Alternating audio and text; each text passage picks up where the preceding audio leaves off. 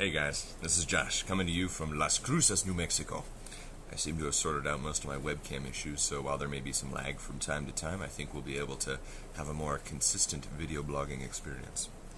You may have noticed my little Stevie Wonder specs here, and the reason for that is we went to the White Sands the other day. It's a beautiful place. It's just like an endless beach with no water, but a lot of beautiful sand.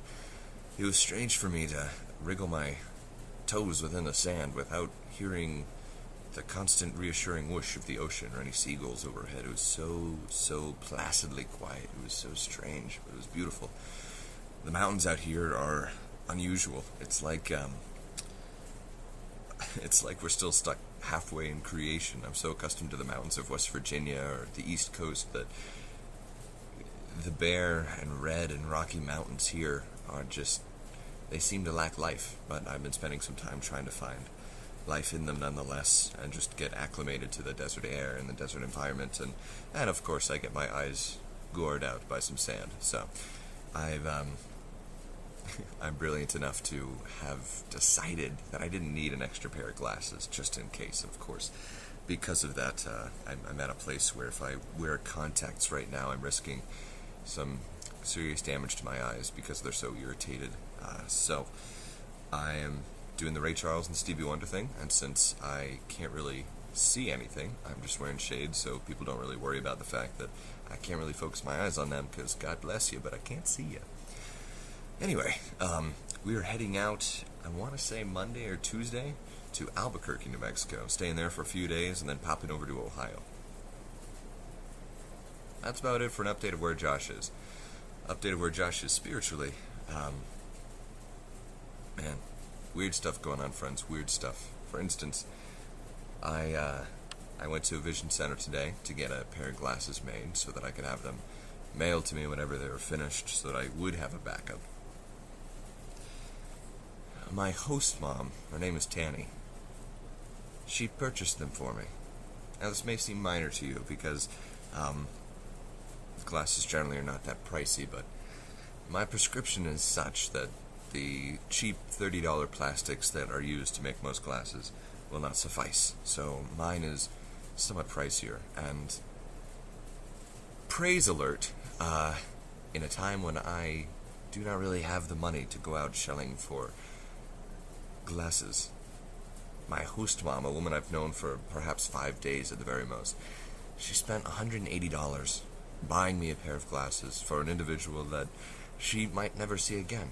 Just believed in what we were doing enough, saw a need, and sought to fill it. And that is so blows my mind.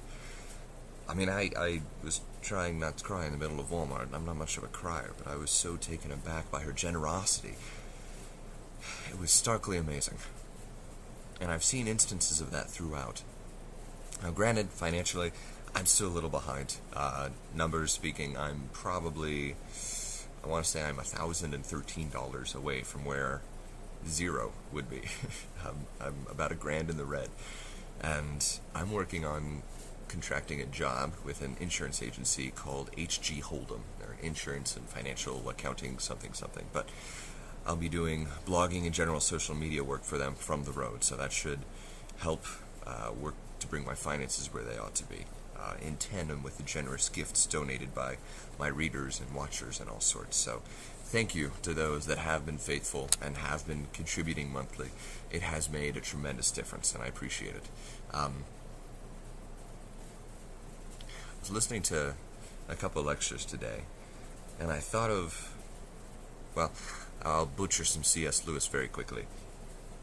The idea summed up and thoroughly butchered as promised is that our identity as humans is one that is chiefly and supremely unique in that we can betray it in a way that nothing else can.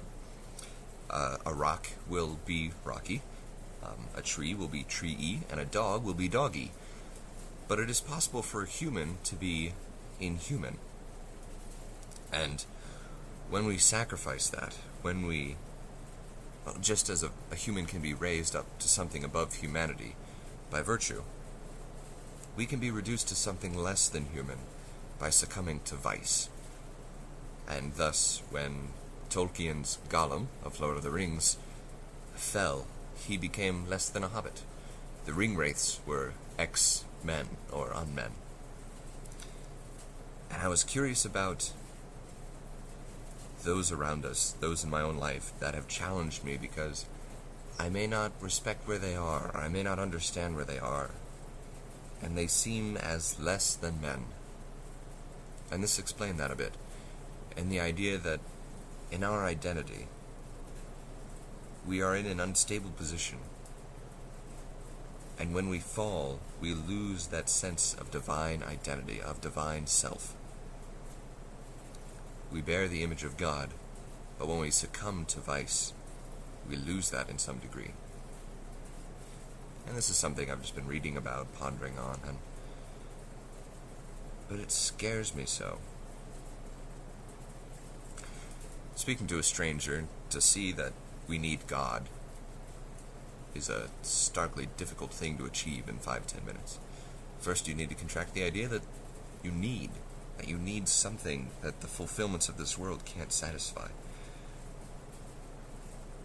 But so often, I myself succumb and lean towards the fulfillments of this world, to vices. And I feel that loss of humanity. In AP literature, we learn about the loss of innocence in books like Lord of the Flies, 1984, Brave New World. And by succumbing to vice, we become less than men. And I feel like I'm barely scraping the toenails of a wondrous idea, so I have no well-thought-out thesis, no amazing sum. Simply the notion that we as humans were gifted with a unique ability to go contrary to our nature. There's a human sense of fairness, of what is right, of an intrinsic good. And as simple as it seems, we are capable of betraying that, and of going against that, and working against ourselves.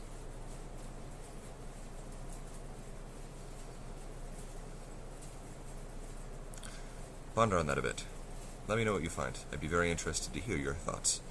I know that mine are meandering, shallow, and pithy, but I'm very curious to hear your thoughts. That's about it for today. I hope you are doing well. I hope God blesses you in all you do. And as always, I hope you keep grooving. Artist suggestion for the day. Oh, you can't go wrong with some good George Benson. Pop in some George Benson today. Or perhaps Lionel Richie, if you are so compelled. And Lionel Richie in the form of the Commodores.